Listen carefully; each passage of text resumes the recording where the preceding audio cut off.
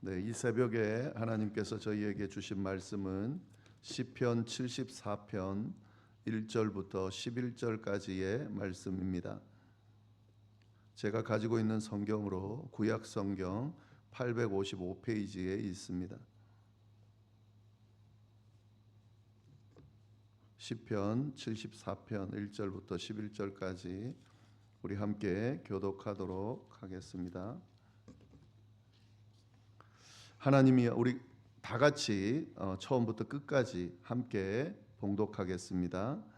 하나님이여 주께서 어찌하여 우리를 영원히 버리시나이까?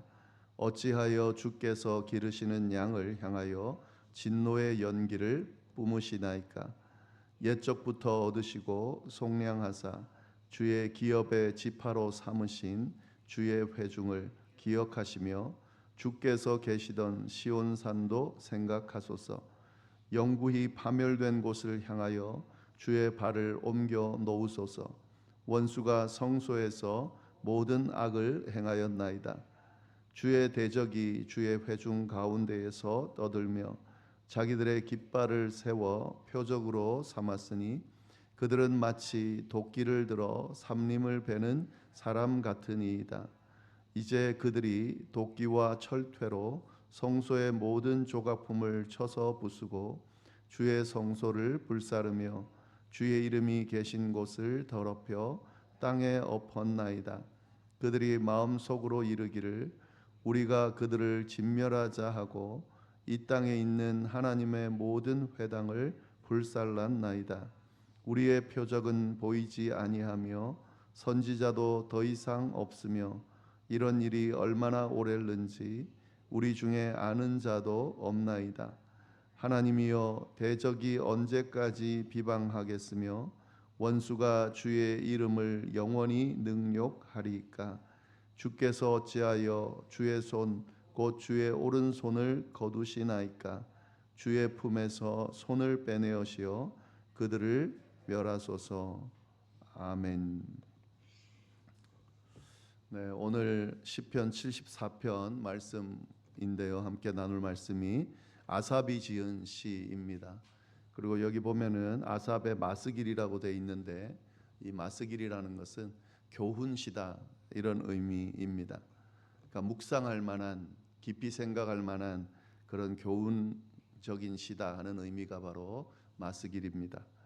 그러니까 74편은 묵상할 만한 교훈을 가지고 있는 시구나 이렇게 우리가 생각해 볼 수 있겠습니다. 이 시는 이스라엘 백성들이 성전이 파괴되고 절망에 빠져 있는 상황에서 기록된 공동체의 슬픔을 담은 시다 이렇게 그 내용을 볼 수가 있는데 특히 오늘 우리가 살펴볼 1절부터 11절까지의 내용은 절망 가운데 있지만 그 절망 가운데서 하나님께 부르짖으면서 하나님의 도움을 구하는 그런 내용을 담고 있습니다. 어떤 내용인지 좀 더 자세하게 보도록 하겠습니다. 1절 말씀 보시면 이렇게 되어 있습니다. 하나님이여 주께서 어찌하여 우리를 영원히 버리시나이까? 어찌하여 주께서 기르시는 양을 향하여 진노의 연기를 뿜으시나이까? 네, 하나님께 지금 탄식하며 질문하고 있는 거죠. 여기서 어찌하여라고 하는 히브리 원문으로 보면 어찌하여 그냥 질문하는 정도가 아니라요. 탄식하면서 절규하는 의미가 담겨 있습니다. 그러니까 지금 이 1절은 하나님 앞에 지금 탄식하면서 절규하면서 어찌해서 이렇게 우리를 버리십니까? 라고 하는 그런 지금 현재의 고통을 그대로 하나님 앞에 나타내고 있는 겁니다.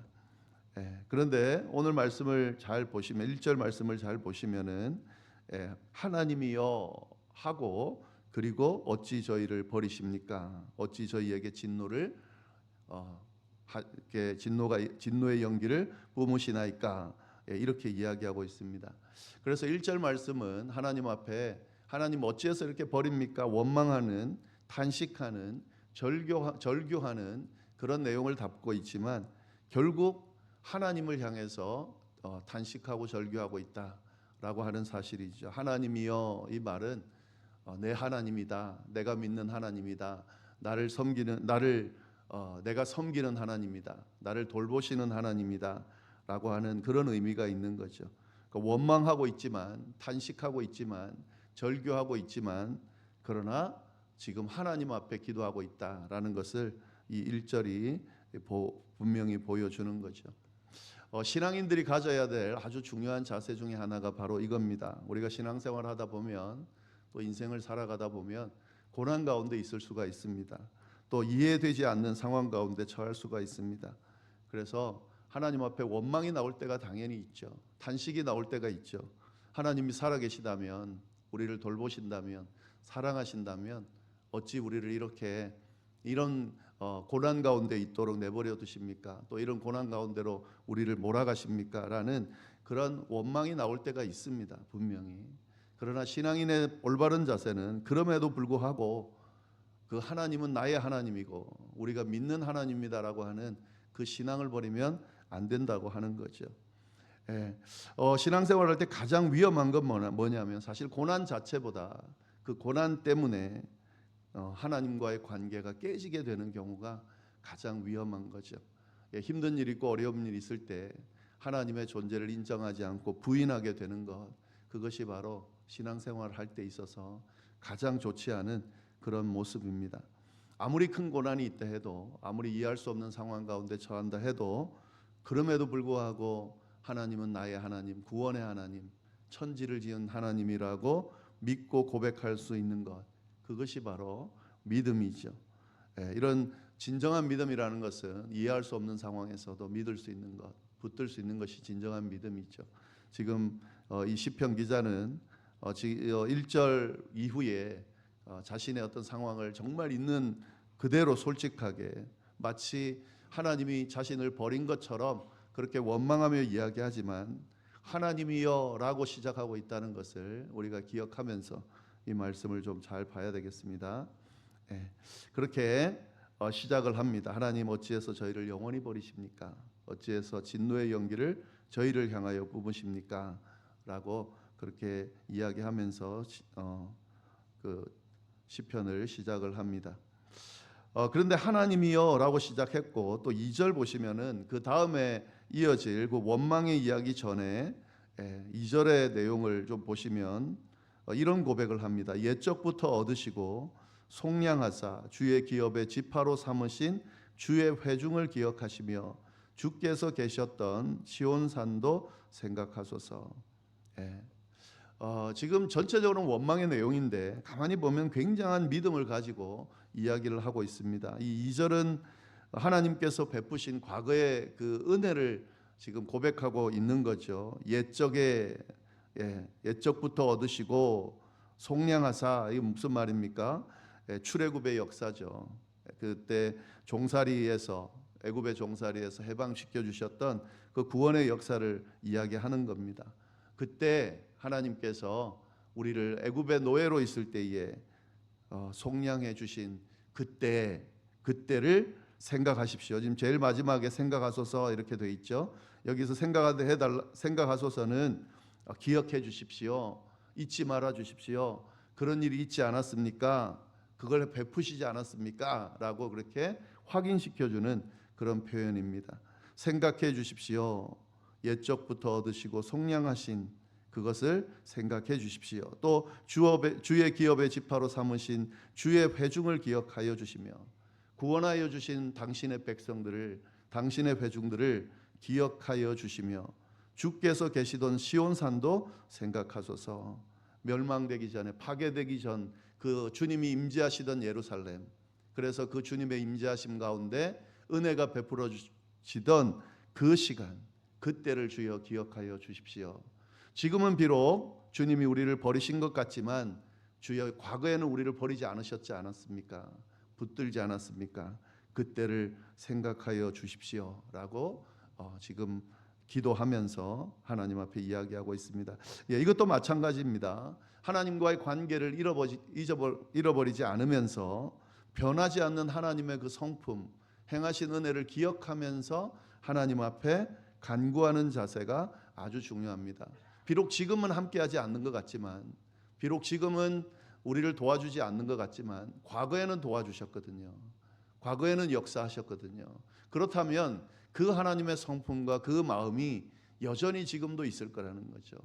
지금 아직 그런 모습들이 드러나지 않아서 이렇게 제가 원망하고는 있지만 하나님은 그렇게 행하셨던 분이기 때문에 지금도 분명히 그런 마음을 가지시고 우리를 돌보시고 이끄실 것이다 라고 지금 믿고 간구하고 있는 거죠. 이게 굉장히 중요한 믿음의 자세입니다. 관계가 끊이지 않았다. 하나님은 여전히 나의 하나님이다. 그리고 그 하나님은 과거에 우리를 위해 모든 것을 베푸셨던 그런 은혜의 하나님이다 라는 사실을 기억하면서 오늘의 시련을 맞닥뜨리고 하나님 앞에 간구하는 자세가 필요하다. 그것이 바로 올바른 신앙의 자세다라는 사실, 오늘 말씀 1, 2절을 통해서 우리가 깨달을 수 있습니다. 네, 그리고 3절부터 8절까지의 말씀을 보면 이 원수들이 성전을 파괴한 그런 참혹한 현실을 아주 생생하게 쭉 묘사하고 있습니다. 이제 그러면서 3절 보시면은 영구히 파멸된 곳을 향하여 주의 발을 옮겨 놓으소서. 원수가 성소에서 모든 악을 행하였나이다. 영구히 파멸된 곳, 이게 이제 성전입니다. 성전이 지금 파괴돼서 그것 때문에 지금 슬퍼하고 있다 그랬습니다. 원수가 성소에서 모든 악을 행하였습니다. 그러니까 이 성전을 파괴하는 이 일을 지금 이 악으로 이야기하면서 하나님 앞에 고백하고 있는 거죠. 4절부터 7절까지는 어떤 일을 행했는지 자세하게 이야기하고 있습니다. 제가 쭉 읽어보겠습니다. 주의 대적이 주의 회중 가운데에서 떠들며 자기들의 깃발을 세워 표적으로 삼았으니, 주님의 대적 악인들이 그렇게 했다는 거죠. 그들은 마치 도끼를 들어 삼림을 베는 사람 같으니이다. 이제 그들이 도끼와 철퇴로 성소의 모든 조각품을 쳐서 부수고 주의 성소를 불사르며 주의 이름이 계신 곳을 더럽혀 땅에 엎었나이다. 이렇게 악인들이, 대적자들이 성소를 파괴했습니다라고 하는 이 그 참상을 시로 지금 표현하고 있는 거죠. 그러면서 8절 말씀, 그들이 마음속으로 이르기를 우리가 그들을 진멸하자 하고 이 땅에 있는 하나님의 모든 회당을 불살랐나이다. 성소만 없앤 게 아니라 회당, 예루살렘에 있는 모든 회당들을 다 이렇게 파괴하는 그런 일을 행했다는 거죠. 그러니까 지금 이 대적들이 이스라엘 백성들에게 한 일이 뭡니까?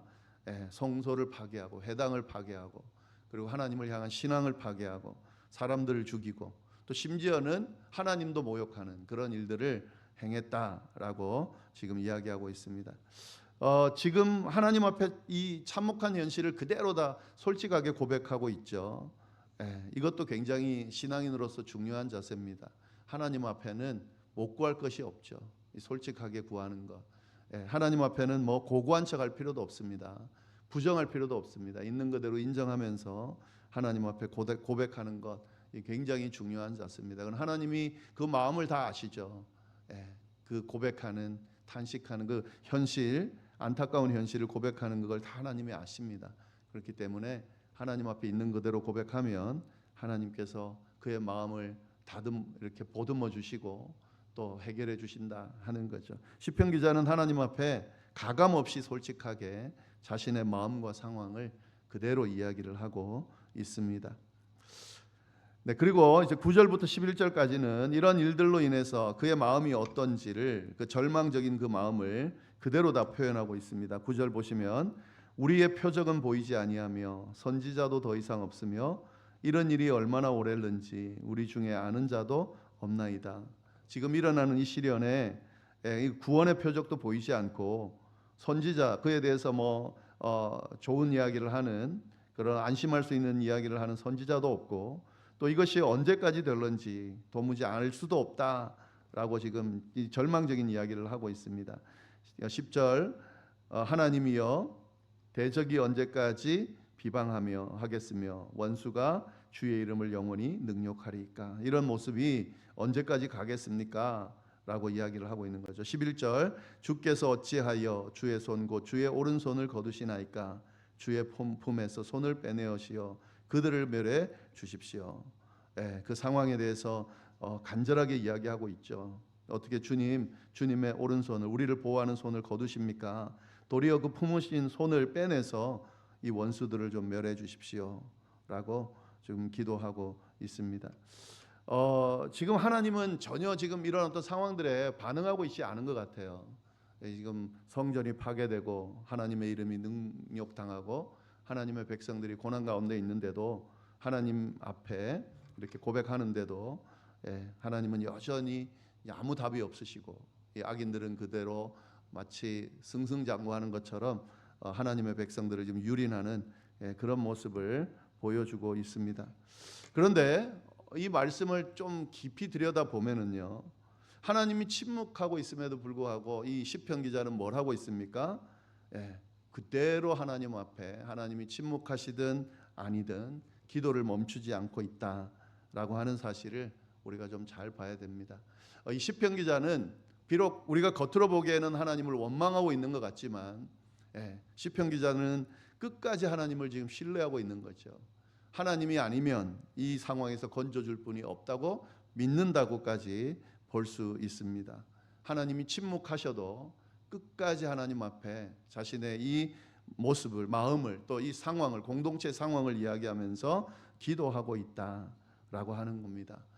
여기서 우리가 믿음에 대해서 아주 중요한 모습을 우리가 볼 수 있는데, 하나님이 침묵하셔도, 우리는 보통 하나님이 침묵하시면 기도하다가 우리가 충분히 좀 할 만큼 했다, 그런데도 응답이 없으면 우리가 어떻게 보통 결론을 내립니까? 하나님 우리의 기도를 들으시지 않는구나. 하나님 우리의 기도를 들으실 능력이 없는 분이구나. 하나님 우리의 기도를 들으시지 않는 걸 보면 나를 사랑하지 않는구나. 보통 이렇게 결론을 내고 하나님 앞에 더 이상 기도하지 않죠. 그러나 신앙의 모습은 그렇지 않습니다. 하나님이 침묵하시더라도 나의 하나님이고, 하나님께서 지금 응답하지 않는다 하더라도 나를 돌보신다, 나를 지키신다, 그분은 나를 절대 버리시지 않는다라는 믿음이 있다면 그럼에도 불구하고 하나님께 기도할 수 있게 되겠죠. 그게 진정한 믿음입니다. 믿음은 끝까지 기도할 때, 끝까지 신뢰할 때 그 믿음이 완성되어진다는 것을 오늘 이 시편 기자가 그의 시편을 통해서 잘 보여주고 있습니다. 하나님 앞에 기도하고 있는 내용들이 혹 있을 수 있습니다. 기도하면서도 이 기도가 응답될까? 또 기도하면서도 하나님 우리의 기도를 들으실까? 기도하면서도 하나님이 나의 기도를 들으시지 않는 것처럼 그런 느껴질 때가 있습니다. 그럼에도 불구하고 우리의 믿음과 관계없이 하나님은 살아계신 하나님이고 천지를 지으신 하나님이고 모든 인류를 당신의 독생자를 희생하기까지 구원해 주신 사랑의 하나님입니다. 우리가 믿고 있는 하나님은 바로 그런 하나님입니다. 그 하나님을 우리가 믿고 내 감정에 관계없이, 내 상황에 관계없이 그 하나님이 우리를 절대 버리시지 않는다 믿고 끝까지 기도하면서 그 하나님을 붙드는 것, 그것이 바로 우리 신앙인의 바른 자세고, 그렇게 붙들면 반드시 하나님은 응답하십니다. 돌보십니다. 오늘 이 말씀을 통해 이 하나님에 대한 신뢰와 믿음을 다시 한번 점검하시고 어떤 상황에서도 하나님과의 관계를 끊지 않고 솔직하게 하나님 앞에 나아가면서 끝까지 응답받을 때까지 하나님 앞에 기도하는 그런 우리 모두가 될 수 있기를 간절히 바랍니다. 기도하겠습니다. 하나님 아버지, 참으로 감사합니다. 귀한 말씀을 통하여서 고난 중에 우리의 신앙이 어떠해야 되는지를 잘 알려주셔서 감사를 드립니다. 어떤 상황에서도 살아계신 주님, 우리를 구원하신 주님, 우리의 하나님, 나의 하나님, 우리의 피난처 되시고 구원자 되시는 그 하나님에 대한 신뢰를 저버리지 않도록 끝까지 믿고 그 주님 앞에 기도하며 주님을 통해 응답받고 해결받는 우리의 믿음이 될 수 있도록 주여 역사하여 주옵소서. 이어서 드리는 개인의 기도와 중보의 기도 위에도 함께하여 주시기를 간절히 바라고 살아계신 예수님의 이름으로 기도드립니다. 아멘.